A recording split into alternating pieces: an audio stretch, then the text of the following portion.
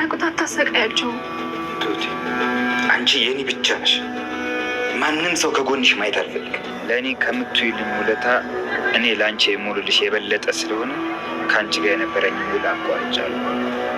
አታደርገውም ተመስገን። ሰው ቅጥርን እንዳይሞት እንዳይደል አድርገን አስደጅሞ ወደ ሀገሩ እንዲመለስ ማድረግ። ያንን ጥጋበኛ እናንተ ባትሉኝ ልኩ ማሳየት ፈልጋለሁ። እንግዲያውስ አንድ ጎበዝ ጠበቃ ታዲያ ብታሰንቅሽ ይሄ መናገር ነበረብሽ። እንዴት ሚስጥር እናደረግን እያወቅሽ? ይቅርታ። እውነት ነው አባዬ? አዎ ቲና፣ ነገ ፍቺ ትፈጽማላችሁ። መቼም ቢሆን አይሆንም። እሺ እንዳታስቡት። እንደ አባዬ ተዋናይ ነበርክ እንዴ? በነፍሷን የተጫወትንባት ዛሬ አተኛም። እንግዲህ ቲና ምን ማድረግ እንዳለብሽ አስቢ አስቢ አስቢ።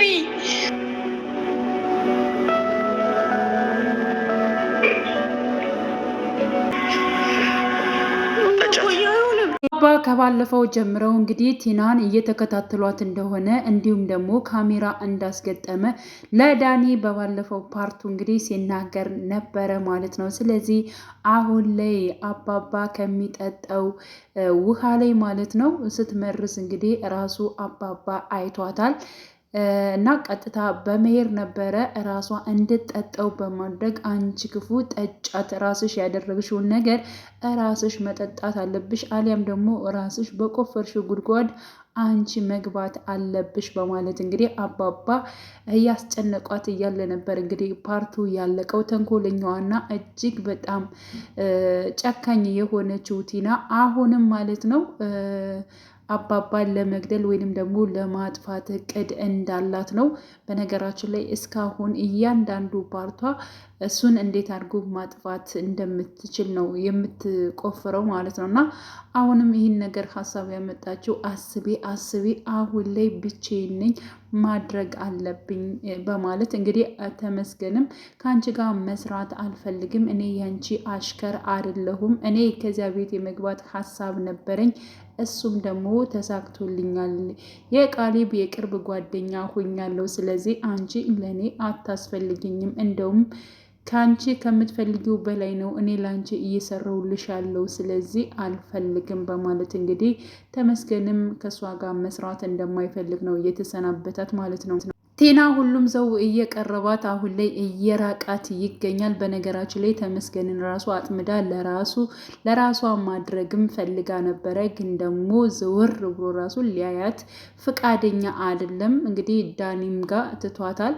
እንዲሁም ደግሞ በፊትም አባባን ያገተው ግለሰብም በሰው አስጠክተው ስለነበር እሱም ደግሞ በጣም በብዙ ነገሮች ላይ እየፈለጋት ይገኛል። ምክንያቱም ብዙ ነገሮችን ስላደረገችው ማለት ነው። እና ቲና በሁሉም ላይ እንግዲህ አሁን ላይ ምንም አይነት ተፈላጊነት የላትም ማለት ነው። ሲቀጥል አሁን ላይ አቶ ተመስገን ማለት ነው ያ ማለት የትሁት አፍቃሪ ትሁትን አብረን እንሂድ፣ ፍቅራችን ህይወታችን ለብቻችን እንኑር፣ በቃ እስከዛሬ የተለያየ ነው ይበቃል በማለት እንግዲህ ትሁትን የነገራት ቢገኝም ደግሞ ደጋግሞ ትሁት ግን እየሰማችው አይደለም።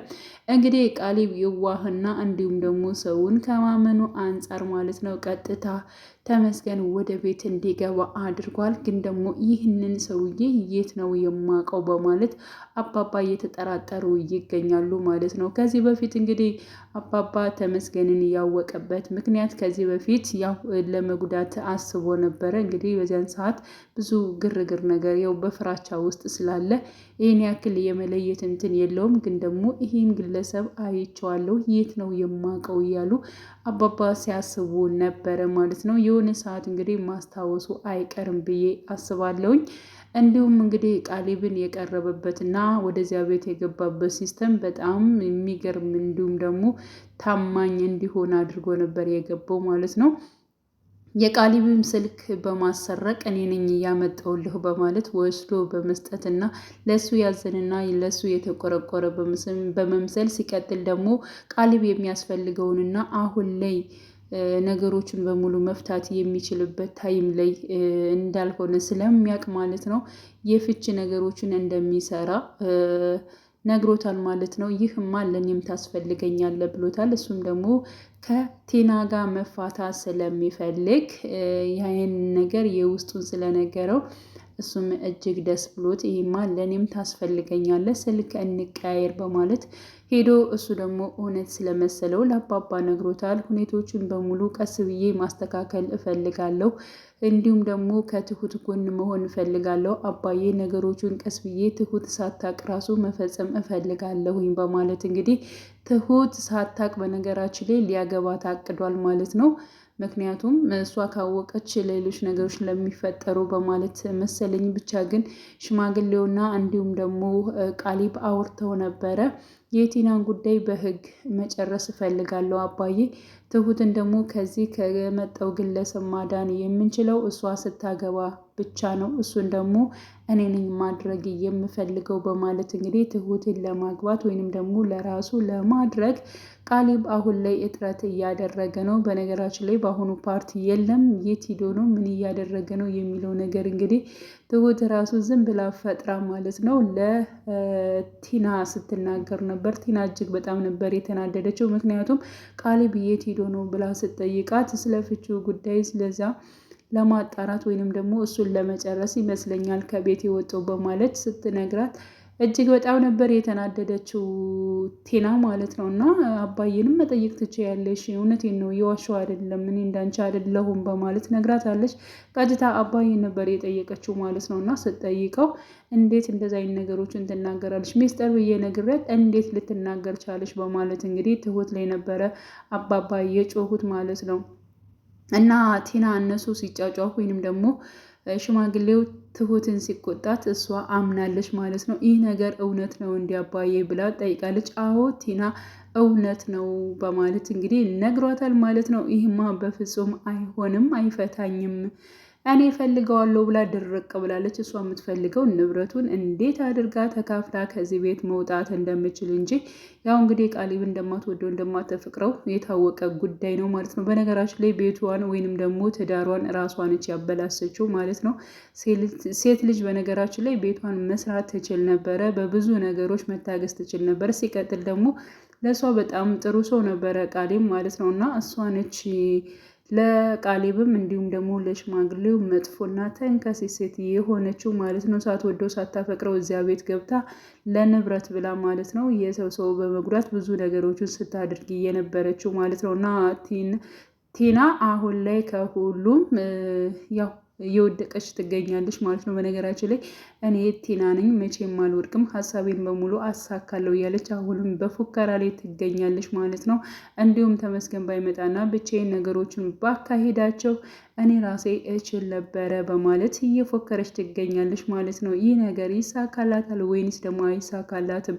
ተንኮል ከመስራትና የሆነ ነገር እንትን ከማለት ያው ከመሞከር ወደ ኋላ አትልም፣ ግን ደግሞ አይሳካላትም። እስካሁን ብዙ ነገሮችን ሞክራለች፣ አንዱም ነገር ደግሞ ተሳክቶላት አያውቅም ማለት ነው። እንግዲህ እንደዚህ ተንኮል ሰርታ መጨረሻዋ የእሷ ውድቀት ነው የሚሆነው። ኤደንና እንዲሁም ደግሞ ትሁት ያቀዱት ሀሳብ አለ። እንግዲህ አቶ ተመስገንን አስደብድበን በሰው አሰቃይተን ካስመታ ነው በኋላ ቀጥታ ተማሮ ወደ ሀገሩ ይሄዳል የሚል ሀሳብ ነበረ ማለት ነው። ትሁትም እኔ ግራ ገብቶኛል፣ እኔን እንደፈለገ ማድረግ ይችላል፣ ግን ደግሞ አባዬና እንዲሁም ደግሞ ቃሊብን በእኔ ምክንያት እነሱ እንዲጎዱ አልፈልግም። ምን ላድርግ? ኤደን ቤት ድረስ እኮ መጣ አስፈራራኝ፣ ምን ላድርገው? በማለት እኔ ደግሞ ከእሱ ጋር መኖር በፍጹም አልፈልግም በማለት እንግዲህ ያለውን ነገር ለኤደን ግልጽ አድርጋ ነግራት ነበር ማለት ነው። ኤደን ሀሳብ አመታለች። ምን ይመስልሻል? ለምን አናስደበድበውም ከፍለን? በማለት እንግዲህ እማቀው ሰው አለ በማለት ቀጥታ እየሄደችው። ከዚህ በፊት እንግዲህ አባባን እያገተውን ግለሰብ ነበር እያገኙት ማለት ነው። ግለሰቡ እንግዲህ ሲያገኛቸው ትሁትን አውቋታል። ትሁት ደግሞ አላወቀችው ማለት ነው። እና አንቺም የኔ ጥላት ነሽ፣ ግን ደግሞ ከዛ ከተመስገን አይበልጥም፣ በመጀመሪያ እሱን ማጥቃት አለብኝ፣ እሱም ደግሞ የኔ ጥላት ነው በማለት ተናግሯቸዋል።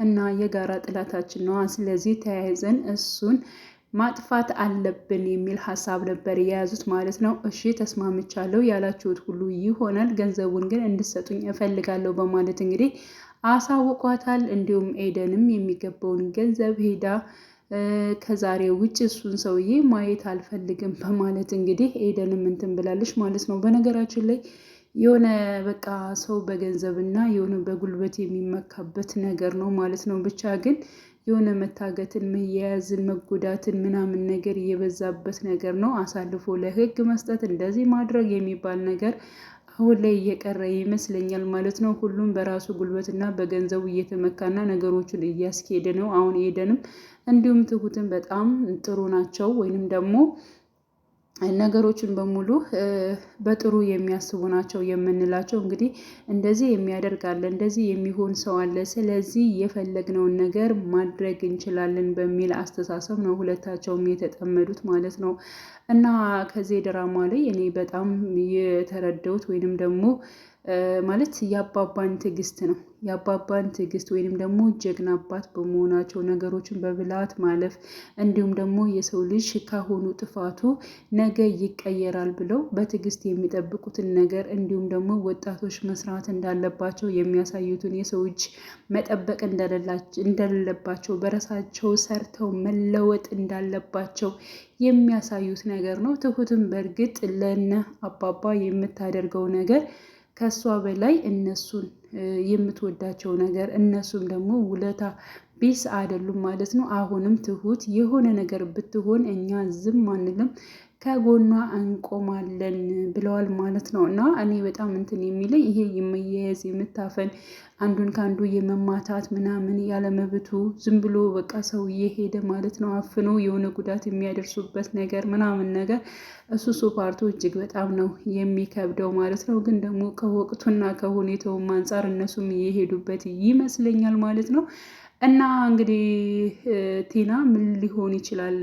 አባባ በግድ ሊያስጠጣት ይችላል ወይንስ ደግሞ አሁንም ይምራታል ብላችሁ ታሰባላችሁ?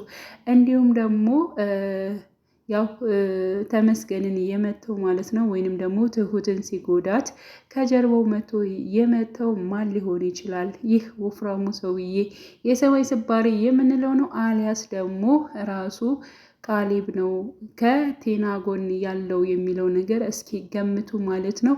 ውድ የቻናሌ ተከታታዮቼ ቤተሰቦቼ በያላችሁበት ሰላማቸው ብዝት ይበልልኝ። ለቤቴ አዲስ የሆናችሁ የደውል ምልክቱን በመጫን ቤተሰብ የሆኑ ነባር ቤተሰቦችም ስለምታበረታቱኝ እጅግ በጣም አመሰግናለሁ። መልካም ጊዜ ተመኘውላችሁ።